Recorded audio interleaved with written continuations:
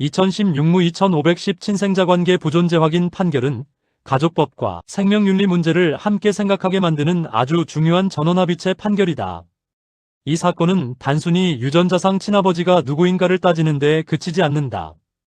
혼인 중 태어난 자녀의 법적 지위를 무엇으로 볼 것인지, 혈연이 없는 경우에도 법적으로 부모와 자식 관계를 인정할 수 있는지, 그리고 인공수정으로 태어난 자녀를 법이 어떻게 보호할 것인지가 핵심이었다. 사건을 보면 두 자녀가 문제되었다. 한 명은 남편이 무정자증이라는 진단을 받은 뒤 아내가 남편의 동의를 얻어 제3자의 정자를 제공받아 인공수정으로 출산한 자녀였다. 다른 한 명은 아내가 혼인 중 다른 남성과의 관계로 임신하여 출산한 자녀였다. 두 자녀 모두 출생신고는 남편과 아내의 자녀로 되어 있었고 남편은 오랫동안 이들을 자신의 자녀로 두고 함께 생활하였다. 그런데 부부관계가 나빠지고 이혼 절차가 진행되는 과정에서 남편이 이 아이들은 자신과 혈연관계가 없으니 친자관계가 존재하지 않는다고 주장하면서 소송을 제기한 것이다. 이 사건의 쟁점은 크게 두 가지였다. 첫째, 아내가 혼인 중 제3자의 정자를 제공받아 인공수정으로 출산한 자녀도 법적으로 남편의 자녀로 추정되는가 하는 점이다. 둘째, 혼인 중 출생한 자녀가 유전자 검사상 남편과 혈연관계가 없다는 것이 밝혀졌더라도 여전히 법적으로는 남편의 자녀로 추정되는가 하는 점이다. 여기에 더해 남편이 인공수정에 동의하였거나 적어도 아이를 자신의 자녀로 출생신고하고 오랫동안 친자처럼 살아온 경우 나중에 와서 그 관계를 뒤집을 수 있는가 하는 문제도 함께 다루어졌다. 대법원은 먼저 인공수정으로 태어난 자녀에 대해 판단하였다. 대법원은 아내가 혼인 중 남편이 아닌 제3자의 정자를 제공받아 인공수정으로 자녀를 출산한 경우에도 그 자녀는 민법상 친생추정 규정에 따라 남편의 자녀로 추정된다고 보았다.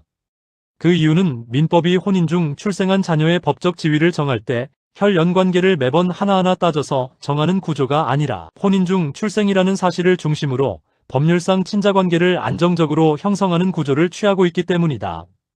다시 말해 민법은 혼인 중 태어난 자녀에게 출생과 동시에 안정된 법적 지위를 주고 가족관계를 보호하려는 데 큰 목적이 있다는 것이다. 대법원은 특히 인공수정 자녀라고 해서 혼인 중 출생한 자녀에서 제외할 이유가 없다고 보았다. 민법 조문은 임신 경위가 자연적 성교인지 인공수정인지 구분하지 않는다. 또한 아이의 복리와 가족관계의 안정을 생각하면 인공수정으로 태어났다는 이유만으로 법적 아버지가 없는 상태에 놓이게 해서는 안 된다고 본 것이다. 정자를 제공한 제3자는 대부분 익명이고 실제로 아이를 키우거나 책임지는 사람도 아니다. 반면 남편은 인공수정에 동의하고 그 결과 태어난 아이를 가족 안에서 받아들여 부모 역할을 하게 된다. 따라서 이런 경우 법적으로도 그 아이를 남편의 자녀로 보는 것이 타당하다고 판단하였다. 그리고 대법원은 남편이 인공수정에 동의한 경우 나중에 이를 번복하여 친생 부인의 소를 제기할 수 없다고 보았다. 남편은 성적 교섭 대신 동의의 방식으로 임신과 출산 과정에 참여한 것이고 그렇게 태어난 아이에 대하여 부모가 될 책임을 스스로 받아들인 것이기 때문이다. 더욱이 이 사건에서는 남편이 자신이 무정자증이라는 사실을 알고 있었고 아내가 인공수정으로 임신하여 출산했다는 점도 알고 있었으며 그 상태에서 직접 출생신고를 하고 오랜 기간 아버지 역할을 해왔다.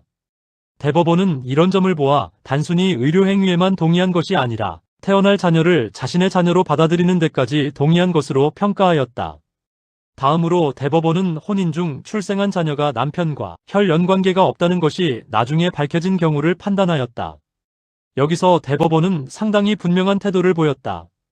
혼인 중 아내가 임신하여 출산한 자녀라면 남편과 혈연관계가 없다는 점이 밝혀졌더라도 원칙적으로 친생추정은 미친다고 본 것이다.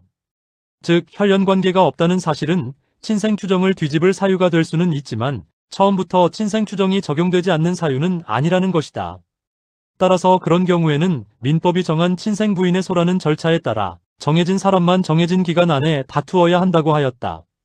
누구든지 언제든지 친자관계를 부정할 수 있게 하면 자녀의 법적 지위가 지나치게 불안정해지고 가정의 평화와 가족생활의 안정도 심각하게 흔들릴 수 있다고 본 것이다. 이 판결의 판결 요지를 쉽게 정리하면 이렇다. 혼인 중 태어난 자녀는 원칙적으로 남편의 자녀로 법적으로 추정된다. 제3자 정자를 이용한 인공수정으로 태어난 자녀도 마찬가지다. 그리고 남편이 그 인공수정에 동의하였거나 적어도 아이를 자신의 자녀로 받아들여 출생신고를 하고 장기간 아버지 역할을 해왔다면 나중에 와서 혈연관계가 없다는 이유만으로 그 관계를 쉽게 부정할 수 없다. 또 혼인 중 출생한 자녀가 남편과 유전적으로 다르다는 사실이 밝혀지더라도 그것만으로 친생 추정이 배제되는 것은 아니다.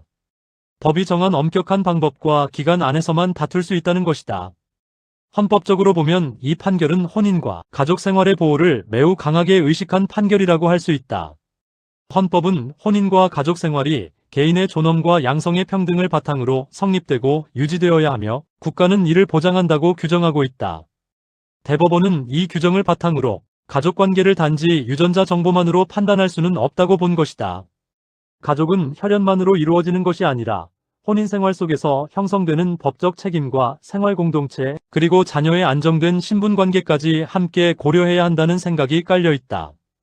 특히 자녀는 자기 출생의 방식이나 부모의 사정과 무관하게 태어나는 존재이므로 법은 자녀를 우선적으로 보호해야 한다는 태도를 분명히 하였다. 다만 헌법적 비판도 가능하다. 이 판결은 자녀의 법적 지위 안정과 가족 질서를 강하게 보호하였지만 반대로 유전적 진실을 알 권리나 자신의 생물학적 정체성을 확인할 권리를 다소 뒤로 미룬 측면이 있다.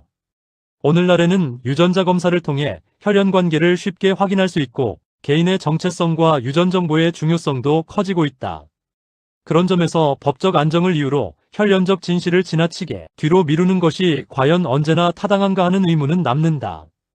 특히 자녀 본인이나 실제 생부의 입장에서 보면 자신의 진실한 신분관계를 확인하고 싶어 할 수도 있기 때문이다. 생명윤리적으로는 이 판결의 의미가 더욱 크다. 인공수정은 전통적인 친자관계 개념을 크게 흔드는 기술이다. 과거에는 임신과 출산이 곧 혈연적 부모관계로 이어졌지만 인공수정에서는 정자를 제공한 사람, 아이를 낳은 사람, 아이를 키우는 사람, 법적으로 부모가 되는 사람이 서로 달라질 수 있다. 이 사건에서 대법원은 이러한 현대 생명윤리의 문제 앞에서 유전적 기원만이 아니라 부모가 되려는 의사와 책임, 그리고 자녀의 복리를 더 중요하게 보았다. 다시 말해 누가 유전자를 주었는가 보다 누가 부모가 되기로 하였고 실제로 부모 역할을 감당하였는가를 법적으로 중시한 것이다. 이 점은 상당히 설득력이 있다.